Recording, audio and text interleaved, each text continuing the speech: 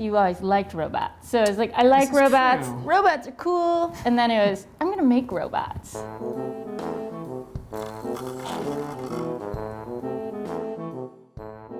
Probably the weirdest thing I ever made is what's going on behind me, lasers in lunchboxes. I don't think it's weird. They're in lunchboxes because that was the cheapest kind of metal box I could find.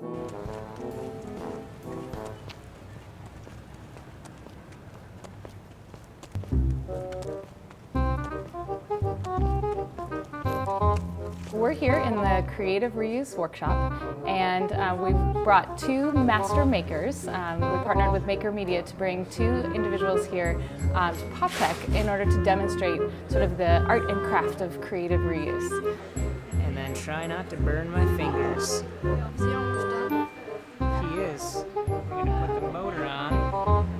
I was one of those kids that read about how to make hydrochloric acid and then tried to do it in your basement and started a small fire kind of thing. I'm sort of an engineer at heart, and that engineers see most of life as a series of problems, and then you figure out a way to fix it using the tools at hand. I mean, this is the most eclectic, interesting group of people I've ever been around. It's just like this endless celebration of human creativity. When we start to think about sort of the big challenges facing society as a whole, one of the big ones that we're facing down is how we're going to get to a sustainable system of consumption. And we think reuse is one of the sort of key ingredients in the recipe that we're going to have to follow.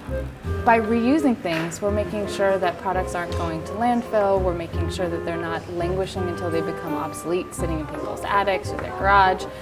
So, we really think that even though each little act of reuse feels like a tiny step, when you add it up at scale, it really starts to make a big difference.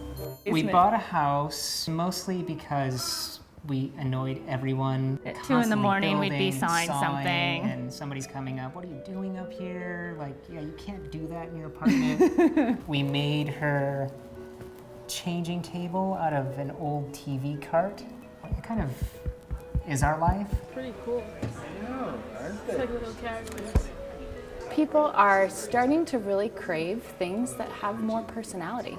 They're trying to, create spaces around them that feel like who they are and not like who, a mass retailer maybe wants them to be or thinks they should be. This is really the future of technology, is, the sort of do-it-yourself, start in a garage. That's how the PC revolution got going. The reuse aspect of it is very important to us.